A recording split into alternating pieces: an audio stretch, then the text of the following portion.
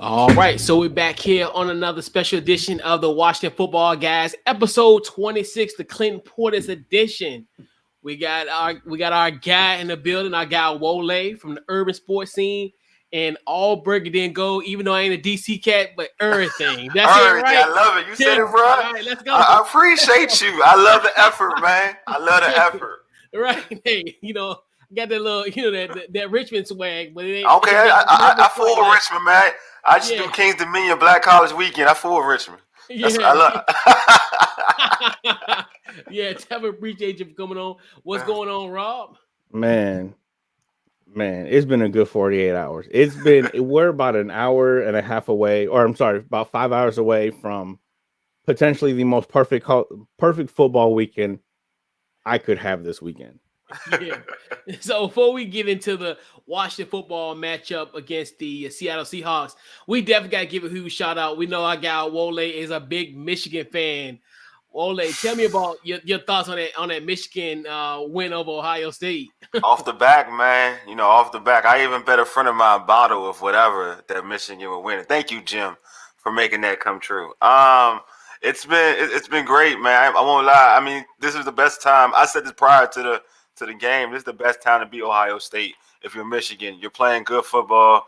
You have some confidence. It's at the big house. It's not like you're not playing. It's not at Ohio State.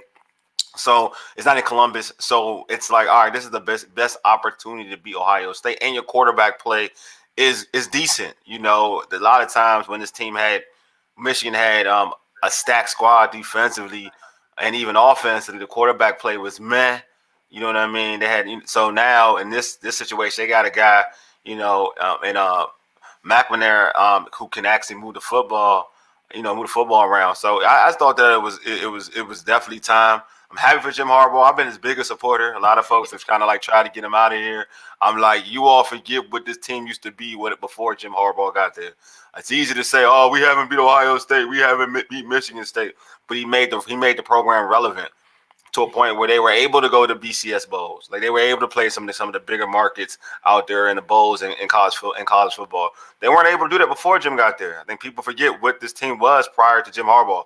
Rich Rodriguez, Brady, you name it. You know what I'm saying? So it was a bunch of coaches prior to that Charles Woodson squad that just wasn't cutting it. And Jim Harbaugh brought some relevancy to that football team, and I'm happy for him, man. I'm just happy for him. Now people can just shut what up and just let him do his thing. And we had the win over Ohio State on Saturday. Mm-hmm. This Sunday, out of the blue moon, our guy Rob is a big USC fan. Get probably by far one of the most brightest, youngest coaches in the league, and Lincoln Riley. Man, your thoughts on USC getting Lincoln Riley? Oh, you muted, Rob. Yeah. My bad. I always do that, good, bro. You good, bro? So obviously, it's a huge signing. After Clay Helton was fired, one of the biggest things myself and a lot of USC fans and pundits would say is we don't need to go for the safe hire anymore. That's what we did with Lane Kiffin. That's what we did with Steve Sarkisian. That's especially what we did with Clay Helton. And it didn't work out. So we needed to go out and get a big name. Obviously Urban Meyer was the one name that everybody was linking to, no pun intended, was linking to USC. But he's still in Jacksonville. He probably might resign. He might take that OU job. Maybe go back to Florida or LSU. We'll see. But it was just a matter of who were they going to go after. There were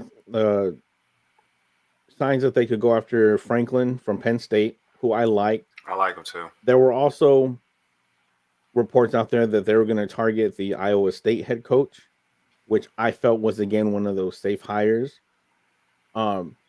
This isn't a school.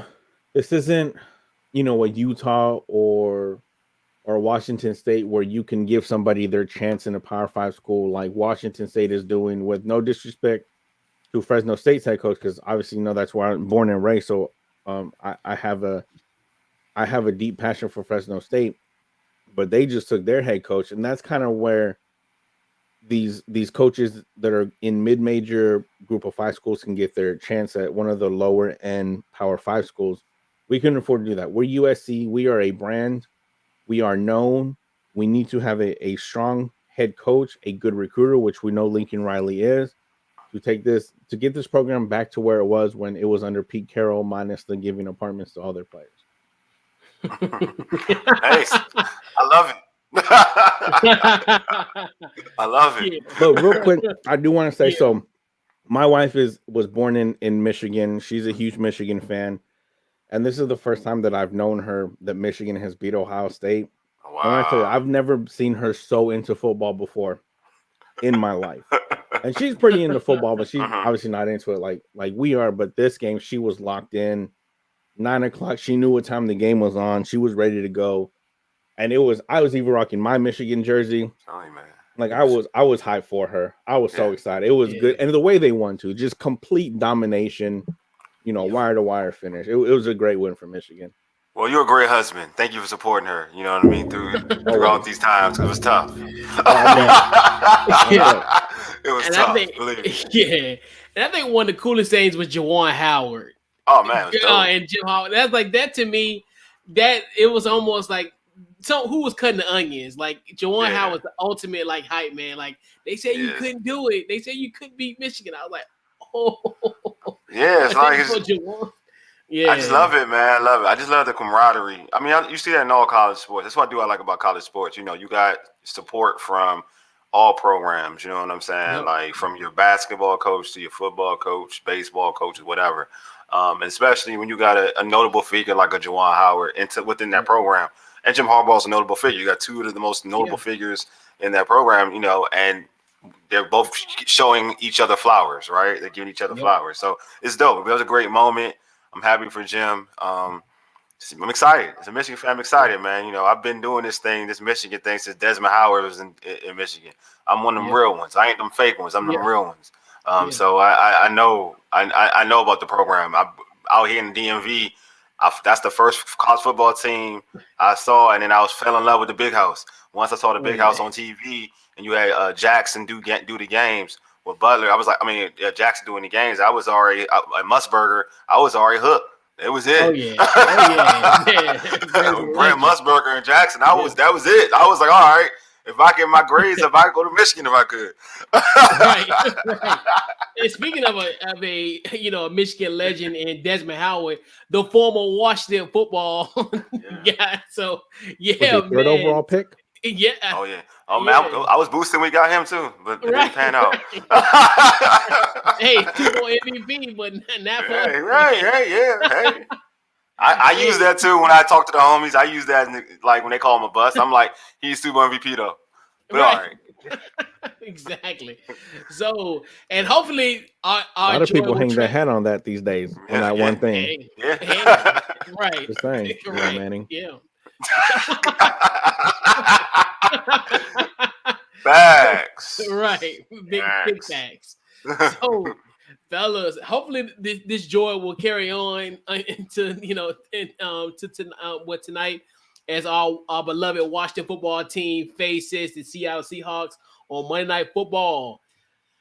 Wole, what's your biggest storylines in this game? Man, don't be complacent.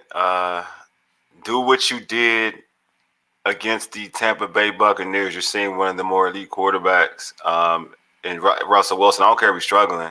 He's still Russell Wilson. So you got to show him respect. So don't give him any room to get confident. You know what I'm saying? So do what you did against Tampa. Carolina was cool, what you did against Carolina, but what you did against Tom Brady, bring that to the table. Just have that same energy. That's my whole thing. Play with that same energy, that same fight, and you'll be all right. You know what I mean? So that's my thing for this Washington football team. Don't go into this game saying, okay, Seattle's struggling. We don't have to play our A game. Go into it seeing Seattle like, oh, these are the ex-Super Bowl champ Seattle Seahawks with Russ and Marshawn Lynch. Go into that game thinking that way, and I feel like you'll get a W. If you're going into that game thinking that you're playing the struggling Seattle Seahawks, you're going to be very disappointed on Monday night. Yeah, big time. Rob, your storylines. I got a couple storylines. my first two kind of go together. Is a Seattle slash Monday Night Woes here at home.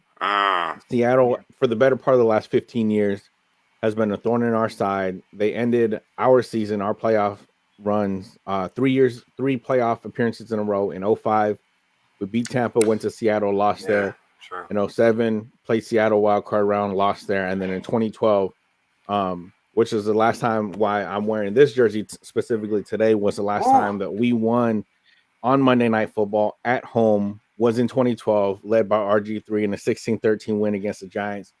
During that 6-game stretch, or that 7-game win streak, coming off a bye week. So all of that kind of rolling into, hopefully some fruition into this being kind of the same thing. Number two is getting into the playoff bubble, not just in the hunt. I don't want to be in the hunt. I'm tired of seeing us in that third column. I want to see us on the inside. I want to see us at 7 seed. Every piece that needed to fall this weekend, including Thanksgiving, it fell. Even some that we didn't necessarily need to fall, but they fell that ended up helping. Saints losing was number one. They lost on Thanksgiving, so that helped. Dallas losing doesn't really affect our playoff chances, but that goes into my next storyline. But them losing was an added piece. We also needed the Vikings to beat the Niners. That was going to help us. What helped us that we weren't really expecting was the Eagles losing. That made it to where no matter what happened in the Vikings-Niners game, the loser of that game was going to fall to 7. And then as long as we take care of business tonight, we'll move into that 7 spot. And then my biggest storyline, not to get ahead of myself and where this team can go, but with Dallas losing on Thanksgiving and them kind of going into a tailspin from what it seems like right now in this point in time, getting back into the division race. We win tonight. We're back in second place. We're 2 games out with 2 games to play against Dallas. And this team is playing the best football they've played all season long, coming off that bye. Those are my biggest storylines. Again, it comes down to just getting business done tonight. Yeah. And it's funny, I add a little mustard to your storyline. So it's been 3,284 days since that has happened. And almost 9 years to the date. Yeah. Which, and I put that as there. 3-25 on Monday Night Football this century. Yeah. And it's just one of those things, just overcome it. And then almost, and I wouldn't say, I hate to say it like this, but it's almost like a deja vu of last year. Because remember, we were in the same spot, eerily similar the week before Christmas last year. And they came here and beat us. So you look at, like you said, to your point, Rob, where they've been the thorn on our side. Not just playoffs, but just sometimes even in regular season play. Yeah. And then the last 6 of the 7 games that we played, they've been 6 points or fewer. So this, and then the other key, like you said, Rob, win. This is a situation, like you said, everything fell into place this week, and you want to take advantage of those opportunities. I know last year we backpedaled in. Now, don't get me wrong, but we had a lot of dominoes fall our way last year in those type of situations, and we kind of faltered. So I think now going to the month of December, having that 7 seed will definitely help propel this team. And I think, like you said, it's more about the momentum. That's gonna be my big storylines. But yeah, it's gonna be an interesting night to say the least. But I agree. I think it will be interesting. I've kind of put myself in this box to say, like, I'm not going to talk the P word because I don't talk the P word because of what's going on prior to, this 2-game winning streak. But if they can, find a way to win this football game, find a way to beat the Vegas and then take that into the Cowboys game and win that game, then I can have the discussion. I feel like I can typically really have the discussion because that to me then says this team is really ready to play winning football. What they've done the last 2 weeks have been impressive. I won't lie. You got to give people their flowers, and this whole team and the staff, the same people we've been riding through the mud, got to give them their flowers when they start to do things. Like for me, I've been hard on Scott Turner, calling Scott Turner trash for a while. But he's called it the last 2 weeks. He's been good. Like he's been solid. It reminds me of Joe Gibbs and how he used to call the game. Like, it's all about ball control, time of possession, running the football, not winning on all three phases, offense, defense, and special teams. And it's been pretty dope. And all of the different elements on this squad is complement each other. You know what I mean? That's what makes it perfect. You win the time of the possession, your defense is rested. The offense on the opposing side doesn't see the defense as much, right? Because the other offense is holding the ball so long. So it's just so much that's going on, and I think it's working out for this team. So if players like that, the coaching staff steps up. Players like Antonio Gibson barring the fumbles, which is a big issue. But if you run the way he ran in that Carolina game after that fumble, this team can do this. This team can make a nice stretch run, and you want to play your best football in December. That's the goal. Want to play your best football this time of the year. Yeah. Yeah, and like you said, once you get to that point where I think the Dallas game, because I even talked about it as far as the worst case scenario was his team was going to be hovering around 500 once conference play happens. So it's kind of in a sense where they're kind of getting there, but it's still two other games before Dallas, and it's like a South reference. What they say, don't put the cart before the horse. Facts. So like you said, and it's one of the things we've been one game at a time, and trust me, we have been like back and forth too with it, like as far as like the Blues and who to blame. Yeah, exactly. And it's but luckily we at this point, we here, it's starting to look a little bit better, and just hopefully it just continues. No, yeah, I hope so. I'm with you. I hope it does continue. I think I like the style of football they're playing. I mean, they bring a lot of pressure. Defense is stepping up. It's the defense that we thought we were going to see in the beginning of the season, and that's and it's hard. And it sucks because you feel like they could have always done this if it wasn't for people being stubborn. For whatever reason. I'm talking players and coaches. This defense could have been played this way and could have been effective and been to a point where we thought that this team would be at. Because when people talk about like the quarterback play, this team was never going to be held down by the quarterback.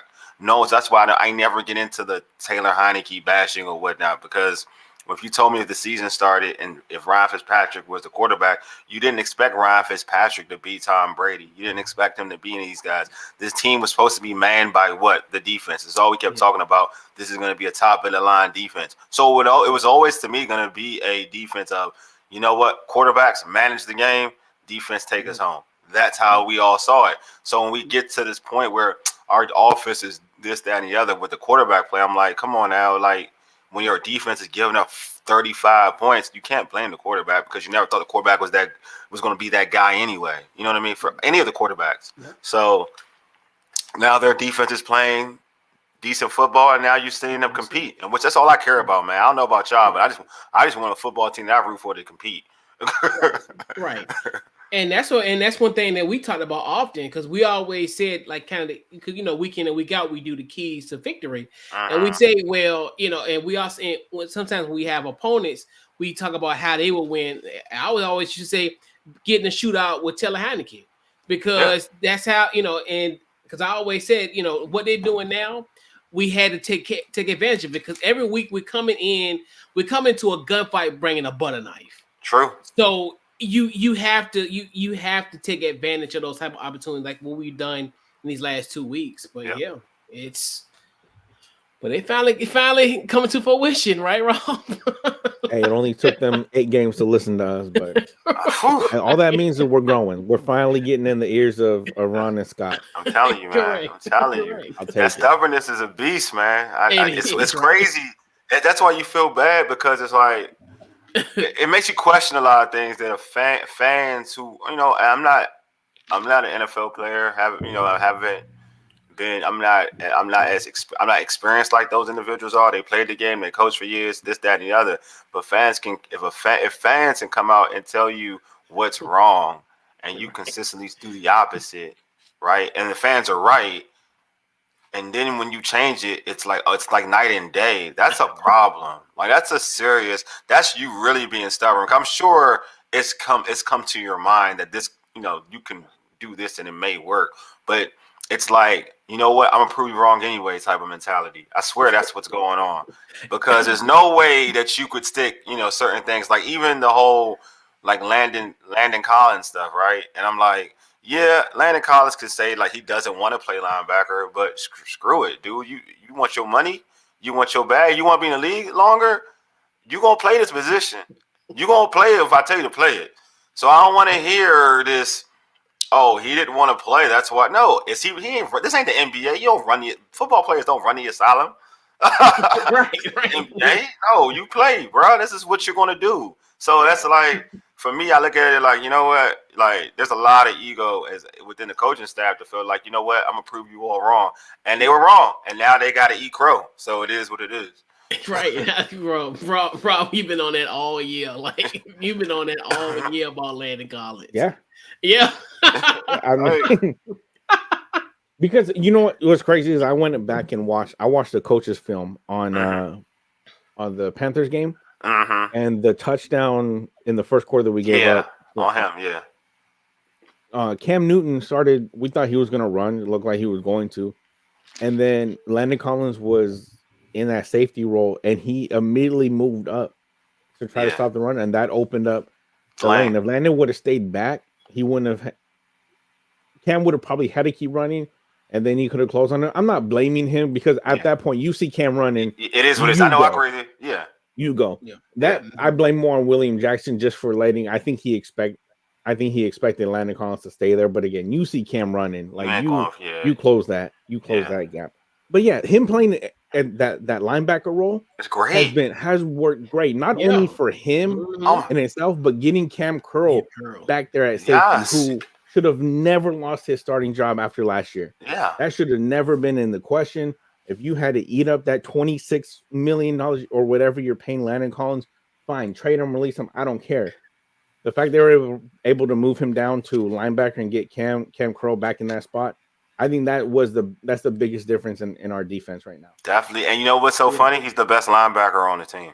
Oh, 100%. That's what's so funny. 100%. Like, bro, you're the best linebacker on the team, and you can, at least you're the best at what you do right now, bro. Like, why are you working? Instead of being one of the worst safety probably on the roster, you're the best linebacker on the team. You good, absolutely. Right? And you good, right? You good, bro. You're not even. If you played this position probably all year, you probably could be a Pro Bowl. That's how well you've been playing linebacker. This is so funny about it. It's like, dude, your money would probably be even more. Like, after this contract, you do it right, you can get more of the bag playing this position rather than getting ate up at safety and people talking crap about you. Who wants to live that lifestyle? Like, I don't even know. Like, exactly, because you already know that stigma when it comes to you being a Washington football free agent. Like, you come in as a free agent and you don't perform. Oh, you're gonna be.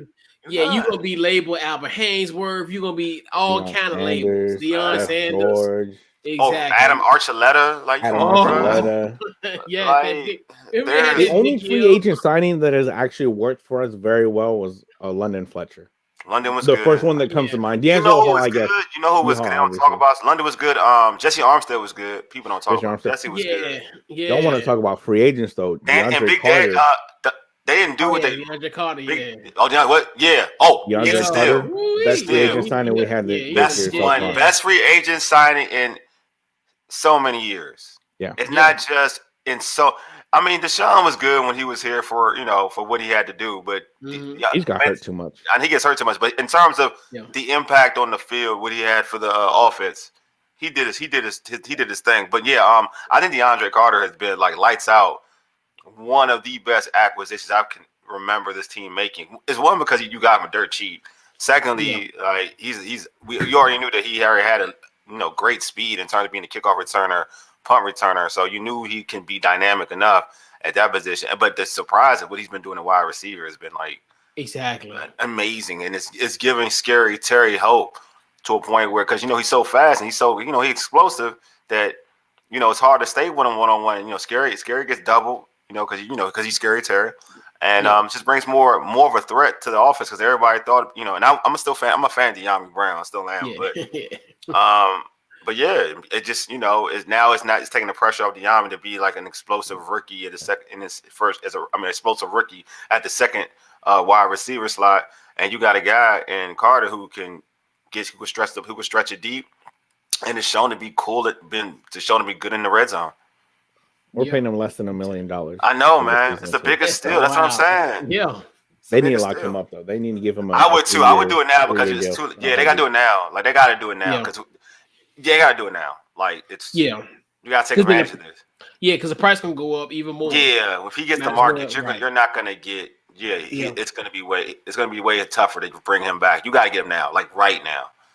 Yeah, exactly. So, fellas, matchups to watch. Wole, your matchup to watch. That's tough. All right, a matchup. It's going to be a matchup to watch. I would say the Wagner's a beast. That's a different animal. My matchup would be DJ Metcalf and I'm gonna say Willie Jackson. I think that's a matchup to watch because I think you're on speed. You got one dude to me and Metcalf who's just. He's more of just a deep play kind of guy. I'm not worried about route running, but deep play kind of guy. So I think that's a matchup. That's definitely a matchup in terms of who's going. This team is limited the big explosive play. In this 2-game winning streak. So knowing that that's Seattle's big explosive weapon in terms of stretching the field. I think that's a key matchup. If William Jackson can play his style, press up, and then kind of take that speed element. I mean, we all know DK Metcalf is a monster in terms of strength. That man on 80 steroids. But yeah, that's the matchup. I would like to see him press up on him. Don't let the man get any type of steam. You press up on him and play the way that Willie Jackson played in Cincinnati. I think he can do okay in that matchup. But to me, another matchup too is another wide receiver. I think it's actually the most important wide receiver to try to contain is Lockett. I just think there's so much he can do as a wide receiver in terms of route running, big playability, even stretching the ball deep. So I think to me that's somebody that Kendall Fuller will probably be matched up against a little bit more. But I want to see that. Like, that matchup is going to intrigue me because he's a guy that Washington has to contain. Like, that is, if we're looking at the true wide receiver on that squad in terms of 3 levels, he's the one. Like, Lockett is the one. DJ Metcalf is the sexy one, but Lockett is the one. So I want to see what Fuller can do against that. Yeah, Rob, your matchup to watch. One of the ones I'm looking at is our defensive line against Russell Wilson. He's hurt. He hurt his finger. He came back in 3 weeks, which I think the doctors were telling him like 6 to 8 was the reasonable timeline, and they put in his ear for some reason. It's possible in a slim chance for you to come back after 3 weeks, and I think he was like, "All right, bet that's what I'm going to do."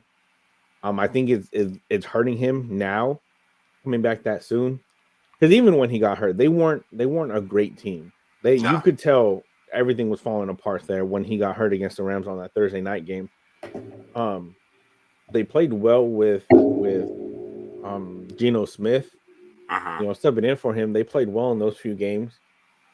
So I think that I think Russell Wilson, in order for them to do well, he needs to use his legs a lot more because his throwing is kind of.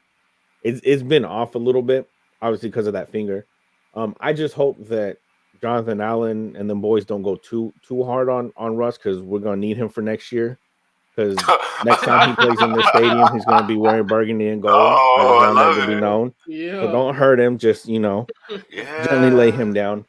But you kind of briefly touched on part of it was this run game against Bobby Wagner and that linebacking corps. Yeah. In the last 2 games, we're averaging 142 rushing yards per game between obviously Antonio Gibson, J.D. McKissick. Patterson has gotten a taste of the ball a little bit, and then Taylor Heineke, when he uses his legs, he's dangerous.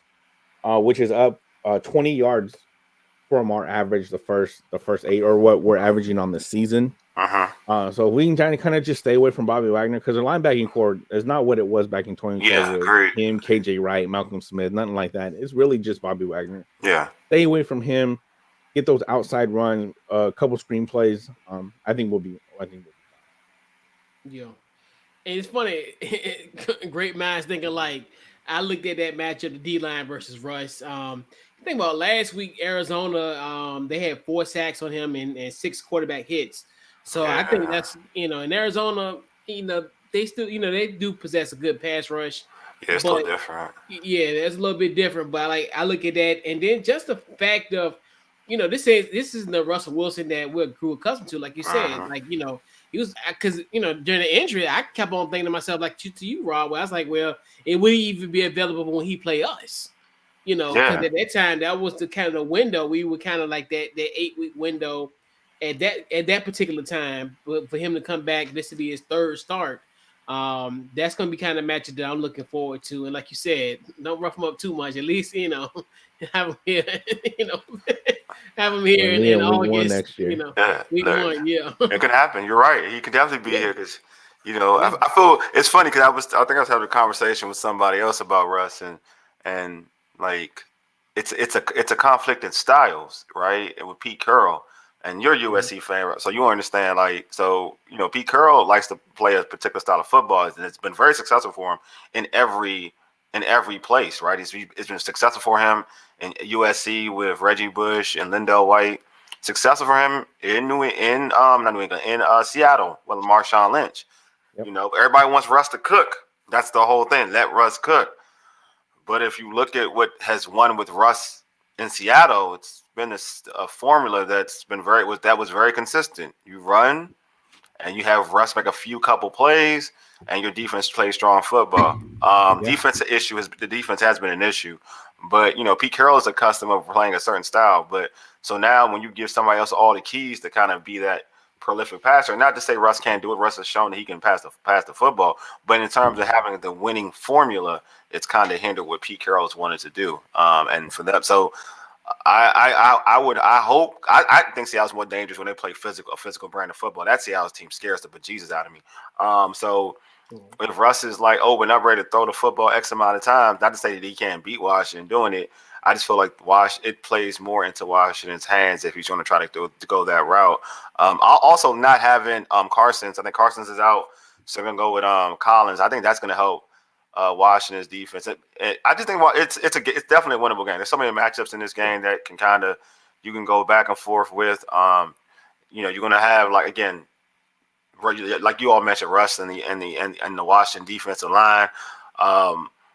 You're going to have. I mean, to me, like speaking of Bobby Wagner, because he plays the pass so well, how him and Taylor Heineke, that's going to be a dancing thing right there because you got Logan Thomas back. Logan Thomas goes up the middle. He's a tight end. They tend to go up the middle a lot.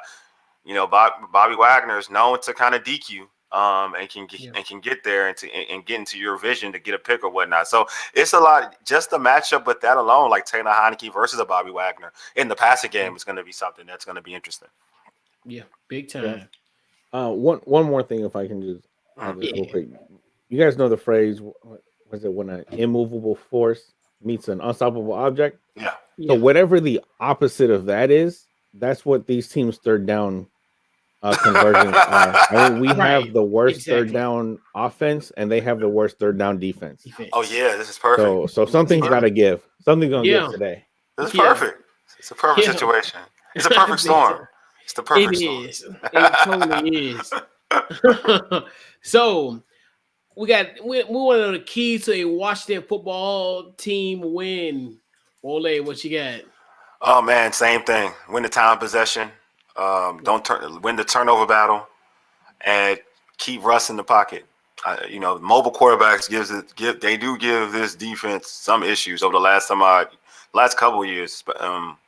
Doesn't even matter who's on the football field. Mobile quarterbacks. Daniel Jones looks like Michael Vick against Washington. So try to keep Russ in the pocket. If they can do those things, I think they'll be victorious.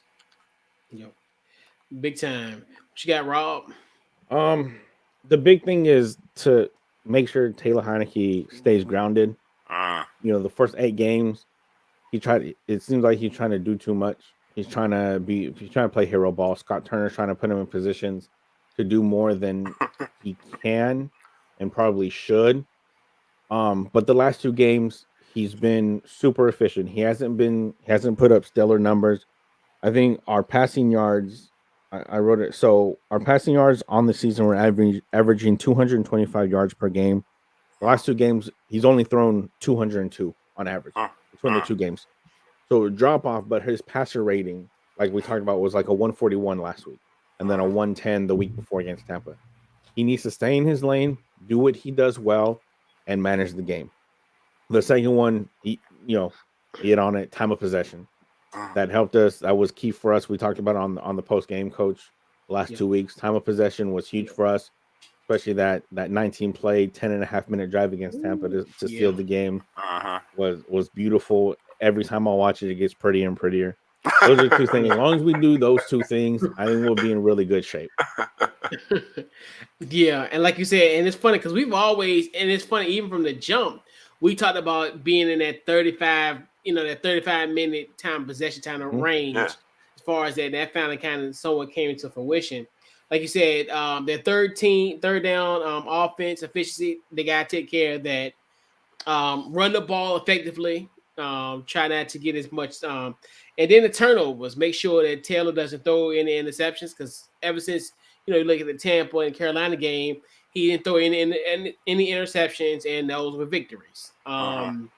So you look at that, and then just take advantage of Seattle's potential, like we talked about. They're 32nd in time of possession, and they 32nd in third down efficiency. So you take advantage of those type of situations, almost like the inverse of what people did to us in the first 8 games of the season. And also to your point, Wole, pretty much limit Russell Wilson in the pocket. Make sure that he becomes a pocket passer tonight. Yeah. That you don't want to, you don't want him to elude and break out. And then also just limit the big plays for DK and Lockett. You just want to try to get that. Don't do that as well. And like Stephen Rob's point, Taylor Heineke just stay. And I think now he's playing a little bit more control.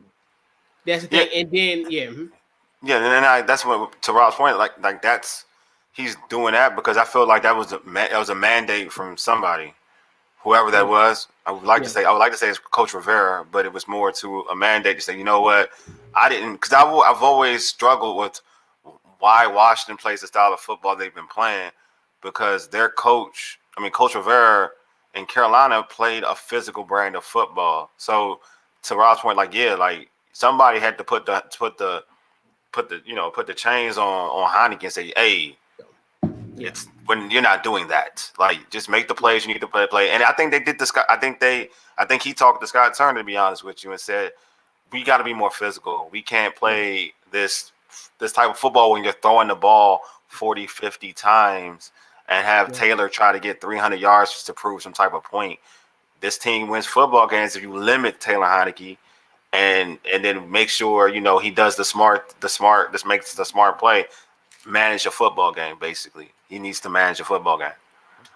Right, and that's a thing where and that was kind of one of the issues. And plus, the good thing about it too, minus the Carolina situation, but they really, they control the game. Even though Carolina, we was down 7-0 against Carolina, but even after that, we was able to strike back and kind of somewhat have a lead. And I think that's a good thing about with what Taylor's been doing at this point. And I think like we talked about it, especially like as a case study, Buffalo. We looked at Buffalo where he was just doing too much because they were up, so they were down. So Taylor instinctively as a quarterback or it's somebody his nature, hey, I gotta make plays, I gotta do something to kind of keep this thing going. Versus here where they playing with somewhat of a lead, but they're like I said, they're playing, they're being efficient. And like I said, you don't necessarily see him kind of making that act, that kind of, that, I need to make a play, I need to make a name for myself. He just go out there and just actually be very conservative with the football. And you're seeing that in these last 2 weeks tremendously. And even the couple games he's had as well, he's been able to do that. So, So really more so just keep that lead, have a lead, and just, and just keep it going, honestly, because I think that's going to be the key to this game. Yep. Yeah, I do. I think it's definitely the key. I mean, it's a game it's a winnable game. They just got to play the way they've been playing. Really, to be honest with you, I think I've heard it's a funny stat that Coach Rivera is like darn near undefeated for Washington on prime time. If you look at the Steelers game, I mean, it's a short sample size. The Steelers game. We did win on Monday night, on a Monday afternoon in Pittsburgh. Yeah. So well, it wasn't supposed to be a Monday night game. It wasn't supposed to be. Right. So It was you had that game. You had I mean, I'm just talking about primetime games in general. Like you had that game. You had the Giants game, the Cowboys games. So he's won. You know, he's pretty.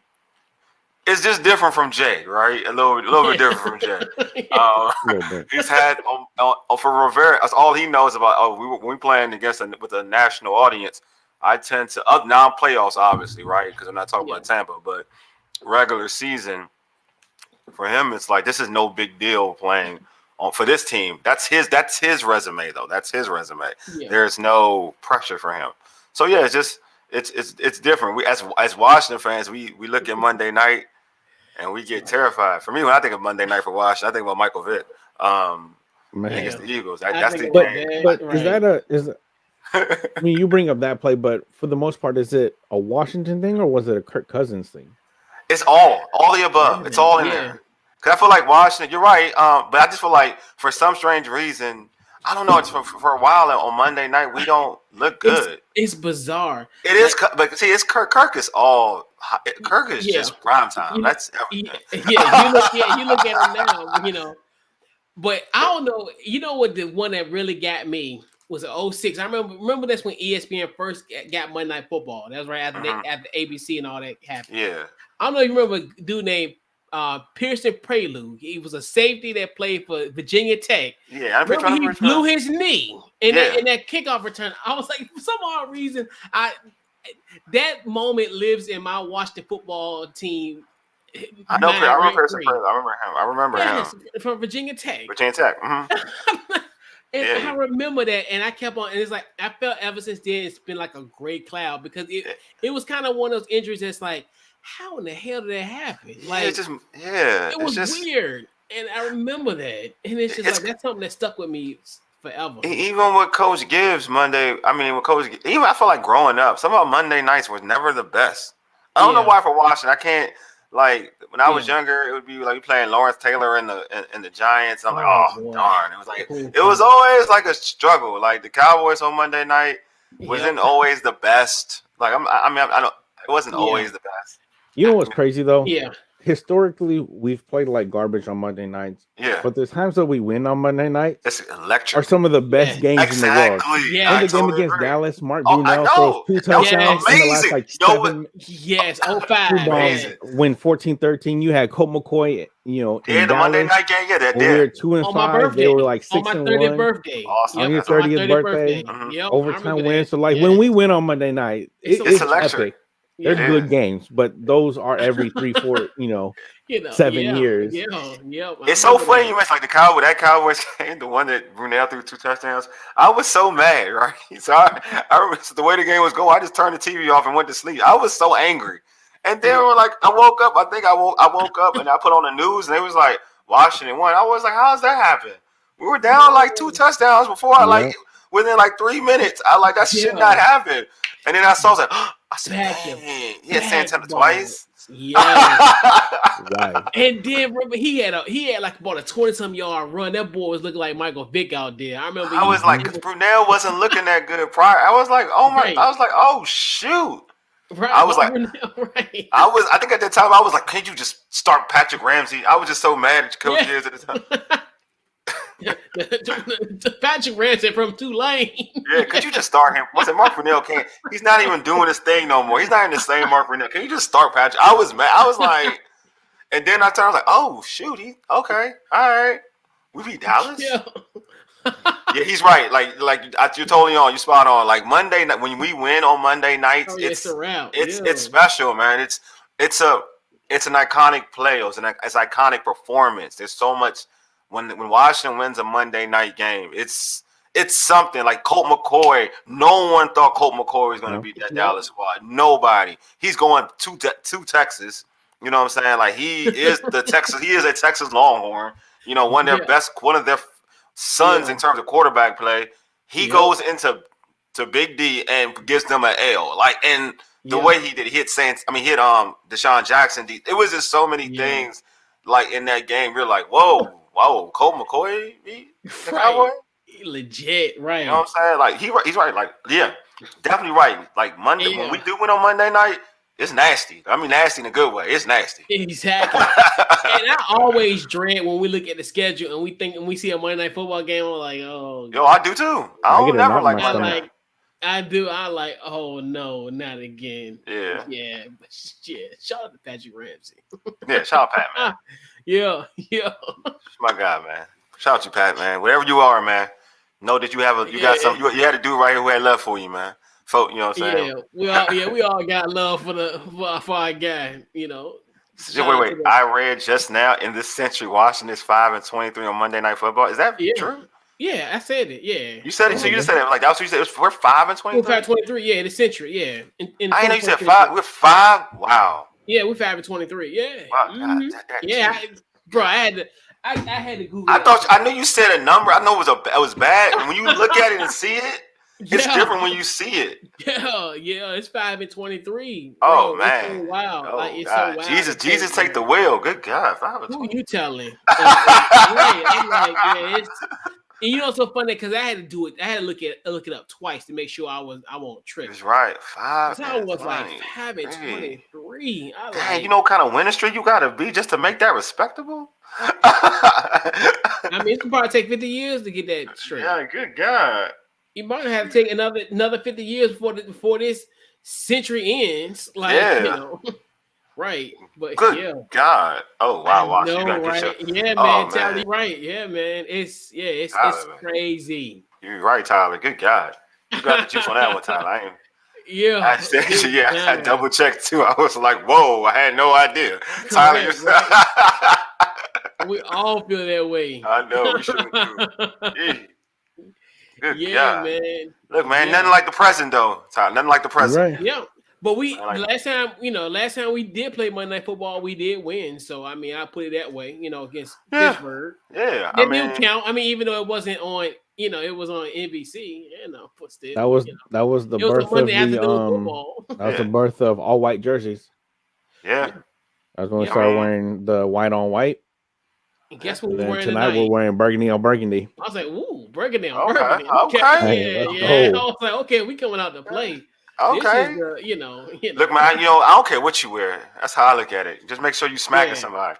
Right. That's all I want to say. I want to see them smack somebody. I don't care what they wear. Exactly. Smack somebody. Yeah, exactly. I'm by no means am I superstitious. I'm a little stitious though. Yeah. Oh, I'm superstitious though. I ain't gonna lie. I am. I'm horrible. I'm horribly superstitious. Oh, am I? Speaking of that, Go ahead. Yeah, you're right. We all got our superstitions. I got some bad ones, bro. I got one too. I got a bad one. It might be not hygienic. Oh, it's cool. Look, man, do whatever you gotta take from the win, man. Do whatever you gotta do to make them win, dog. So you can wash that shirt after the season's over. Yeah, they too. Like whatever you've been doing this 2-game winning streak, you do the same thing. So, fellas, let's go into our predictions. Wole, what you got? I got Washington winning. I got them winning 24-17.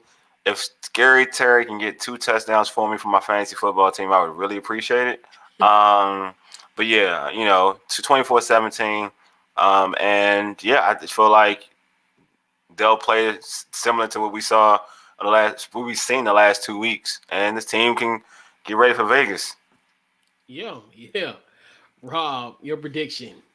I'm gonna go 24-20 in the Washington victory, mostly because I took the under 46.5. So I'm hoping it stays under that. So 24-20. I think the best wide receiver in the 2019 draft class is gonna go off for probably a touchdown, probably 110. Go off for 110 yards, have about 8-9 catches, a touchdown. The third best wide receiver in the draft class, he's gonna probably get a touchdown as well. I got them both on my fantasy, so I'm happy either way. 24-20. Everybody that knows me knows I'm a closeted Seahawks fan, so I figure I win either way tonight, no matter what. Either way, my team's winning. You remind me of my brother so much because of the USC thing, right? Mm-hmm. That's how my brother is. He's a closet Seattle Seahawks fan too. And I live like an hour from Seattle too. Oh, do you? Okay, yeah. He's local, but he's he's local here, but he loves like when Pete Carroll got that job. I didn't even know at first. I had the question: Are you a Seahawks fan or at that time a Redskins fan? But are you a Washington football team fan? Like I can't. What are you? Yeah. Right. I'm definitely a closeted Seahawks fan. Yeah. So I'm glad that you brought up superstitions. So I have a superstition for the last 2 weeks. On the shows, every show that I've done here, Couch Coach Live, any show that I've been on as a guest, last 2 weeks, I have predicted the opposing team to win. So I'm gonna keep it 3 weeks in a row. Keep doing it, bro. The Seattle Seahawks will win this game. Reverse psychology. Yeah. And also to Wole, we talk about superstitions. Your boy breaks out the Legend of Taylor Heineke shirt week in and week out. And I've become victorious ever since. I have not washed this shirt. Look, man, you got to. Matter of fact, even though I didn't wear an Atlanta game, I did take it with me to Atlanta. Okay. So I haven't worn this. I haven't cleaned this shirt since October the 5th. Look, bro. Look, man. 2021. So it's been about almost 2 months now. I'm with you. I hope you don't look at me like I'm gonna judge you. I ain't judging nothing. I'm with you. Thanks. You know what I'm saying? I'm with you. You know what I'm saying? I dig. Do what you gotta do. I hope I don't have to wear. I hope I don't have to wait. I don't have to clean this shirt until to Valentine's Day, February 14th. At this point, how am I feeling? There you go. Let them keep going. Hey, we're gonna keep it going. We're gonna keep it going. If we get lucky enough to get to a bowl, you gotta take that thing on the plane. Correct. It's right. Even though, because I've had it. Last time it was October the 5th when I got back from the game, and I watched it then. I haven't watched it ever since. I ain't mad at you, bro. Not at all. It's not gonna happen. I'm with you. Yeah. Solidarity right here, brother. I'm with you.